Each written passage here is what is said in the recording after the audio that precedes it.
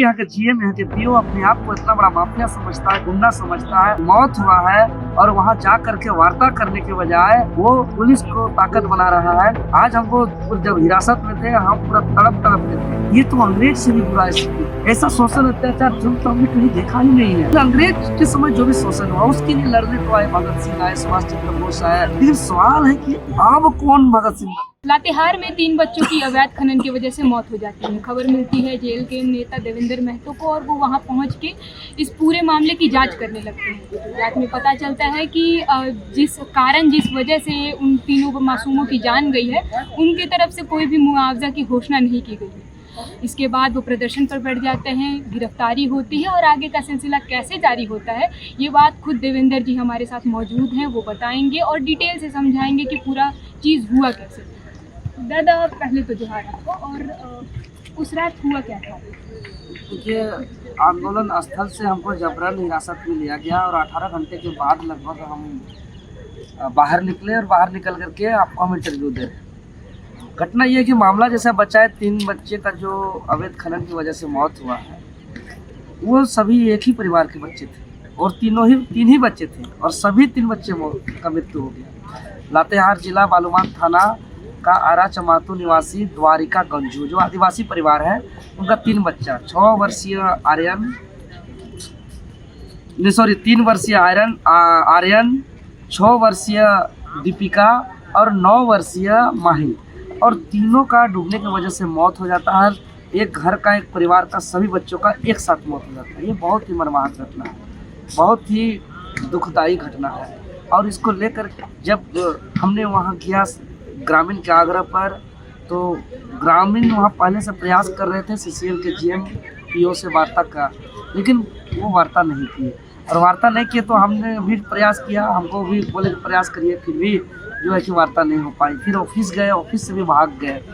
तब वो बताया ग्रामीणों ने कि अब हम लोग को जो परियोजना का संचालन है मगध परियोजना का, उसको ठप करना है, उसको बंद कराना है माइंस को। फिर हम लोग ने 2 दिनों तक माइंस को बंद कराया, लेकिन माइंस को बंद कराने का हमारा एक ही मांग था कि सीसीएल जीएम और पीओ से वार्ता करना है। लेकिन फिर भी यहाँ के जीएम, यहाँ के पीओ अपने आप को इतना बड़ा माफिया समझता है, गुंडा समझता है, उनको इतना अहंकार है कि मौत हुआ है और वहाँ जा करके वार्ता करने के बजाय वो पुलिस को ताकत बना रहा है। पूरा पुलिस को छावनी में बदल दिया, लाठी डंडा गोली बंदूक से तान करवा दिया और हमारा आवाज़ को कुचला गया, हमको हिरासत में लिया गया। जीएम साहब, पीओ साहब, आप देवेंद्र नाथ महतो को हिरासत में ले सकते हैं, हमारा आवाज़ को हिरासत में ले सकते हैं, लेकिन हमारा आवाज़ को दबा नहीं सकते हैं। आज हमको जब हिरासत में थे हम पूरा तड़प के थे, पूरे सोच के एकदम 18 घंटा बिताए, हम एक जरा सा भी चैन से नहीं रह पाए।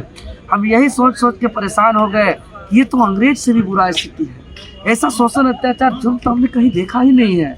इतना बदतर से बदतर स्थिति कि लोग न्याय मांग रहे हैं, वार्ता करना चाहते हैं, शिक्षा का, स्वास्थ्य का, रोजगार का सुविधा मांग रहे हैं, तो उसके लिए गोली लाठी बंदूक पुलिस, ऐसा माने स्थिति परिस्थिति, ये कहाँ का लोकतंत्र है, ये कहाँ का व्यवस्था है, ये कहाँ का सिस्टम है। हम पूरा चिंतित हुए। तो अंग्रेज से भी बदतर था, लेकिन अंग्रेज के समय जो भी शोषण हुआ उसके लिए लड़ने तो आए भगत सिंह आए, सुभाष चंद्र बोस आए, भगवान बिरसा मुंडा आए, वीर नीलांबर पीताम्बर आए। वीर नीलांबर पीताम्बर का ही वो धरती रहा है, पलामू प्रमंडल का क्षेत्र है वो।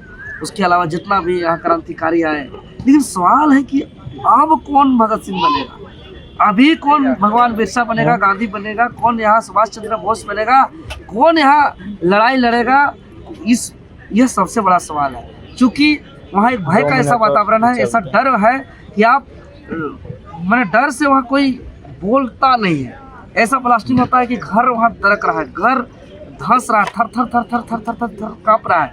पानी की व्यवस्था नहीं है, हवा पोल्यूशन हो गया है, शुद्ध हवा नहीं मिल रहा है, उनको रिप्लेसमेंट नहीं किया जा रहा है, उसको पुनर्वास नहीं किया जा रहा है, उनको शिक्षा का, स्वास्थ्य का सुविधा, मेडिकल का सुविधा नहीं दिया जा रहा है। अगर इससे बात करें तो गोली बारूद से बात हो रहा है, ज़्यादा करेगा इनकाउंटर होगा, मार के ख़त्म कर दिया जाएगा। अच्छा दादा, देवेंद्र महतो की गिरफ्तारी हो गई, उसके बाद का सिलसिला कैसे जारी रहता है?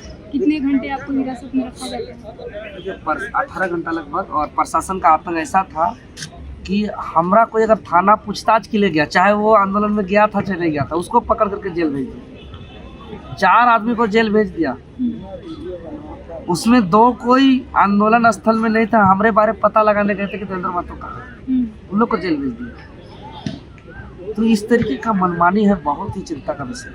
अच्छा, आप बोल रहे हैं कि शिक्षा का कमी है उस क्षेत्र में, अस्पताल नहीं है, रोजगार नहीं है। तो जिस राज्य में जल जंगल ज़मीन की बातें होती हैं और वो होता है कि विकास के लिए हम लोग काम किए जा रहे हैं, सरकार एक से एक नई नीति ला रही है, तो उस क्षेत्र के लिए कब तक वहाँ तक पहुँच जाएगा, कैसा स्थिति है? देखिए, वहाँ का तो हम तो आसपास में नहीं देख पा रहे जो स्थिति है, इसलिए हम इस बात को लेकर के माननीय राज्यपाल तक जाएंगे, हम केंद्रीय खनन मंत्री जी किशन रेड्डी तक हम जाएंगे इस मामला को लेकर। चूँकि अभी आसपास में ऐसा हमको स्थिति सुधार का समझ में नहीं आ रहा, क्योंकि वहाँ चाहता ही नहीं है कोई इस मूड में, समझ रहे, वार्ता नहीं हुई। हमको हिरासत लेगा, हमको हिरासत करना, गोली लाठी बंदूक पुलिस का बल का प्रयोग करने से अच्छा वार्ता कर लेता। वार्ता होता तब तो हम सकारात्मक सोच सकते थे। जब वार्ता ही नहीं करेंगे, सुनेंगे ही नहीं यहाँ के रैयतों का दुख को, दर्द को, तकलीफ को, सुधार कहाँ से होगा? उन 3 मासूम बच्चों के मौत का जिम्मेदार आप किसको? सीसीएल को, क्योंकि जल स्रोत एक लेवल में होता है, उससे ऊपर भी नहीं, उससे नीचे भी। अगर जल स्रोत जिस लेवल में है उससे नीचे तक वहाँ कोयला का खनन हो गया, अब कोयला का खनन उससे नीचे तक हो गया, यानी कि वहाँ का जो जल का जो स्रोत था, चापाकल था, बोरिंग था, तालाब कुआं था, सब खत्म हो गया, क्योंकि लेवल नीचे कोड़ा गया था, सब उस लेवल का पानी बह के खत्म हो जा रहा है।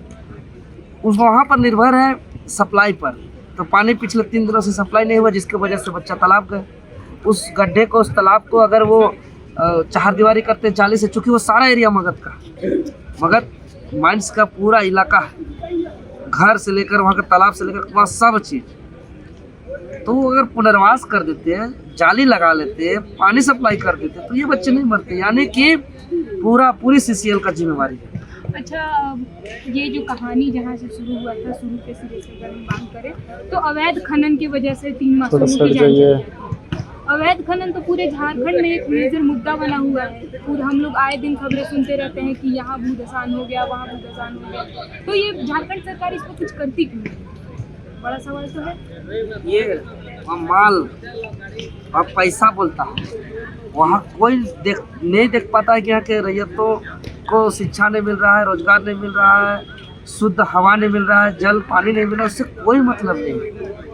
ये सबसे बड़ा रुपया वहाँ देखा जाता है। इस प्रवृत्ति के लोग होते हैं जिसकी वजह से ये सब का सुधार नहीं हो रहा है। कहीं बहुत आसान तो कहीं अलग अलग घटना होते रहता है। अच्छा, आपका मांग क्या है इस पूरे मामले को? हमारा मांग है कि मगध परियोजना के जीएम और पीओ समय निकाले, रैयतों से वार्ता करें, और जो विस्थापन नीति के तहत जो लाभ मिलना चाहिए उनको पुनर्वास करना है तो उसको पुनर्वास करें, सुविधा दे, पानी का, बिजली का, शिक्षा का, स्वास्थ्य का, और जो बच्चे मरे उस प्रकरण का जांच हो तो उसके ऊपर हत्या का आरोप लगाते हुए उन पर कानूनी कार्रवाई हो। यही मेरा मांग है। जहाँ आए दिन हम लोग ये सुनते रहते हैं कि भूदसान की वजह से, अवैध खनन की वजह से रोज़मर्रा की ज़िंदगी में कई लोगों के जान जाते रहे हैं। झारखंड राज्य जो जल जंगल ज़मीन की बातें करता है, वहाँ पे एक ये बहुत बड़ा सवाल खड़ा होता है कि सरकार इसके लिए कुछ करती क्यों नहीं है। अवैध खनन की वजह से कितने सब मासूमों की जान जा रही है। जो 3 जिंदगियाँ आज लातेहार में गई, उनकी मौत का जिम्मेदार कौन रहेगा? उनकी मौत के लिए कौन मुआवजा देने को तैयार रहेगा, या फिर जिम्मेदारी कौन लेगा? आगे की कहानी आप तक ऐसे ही पहुंचाते रहूँगी। तब तक के लिए मैं सौम्या शुक्ला, सहयोगी आयुष।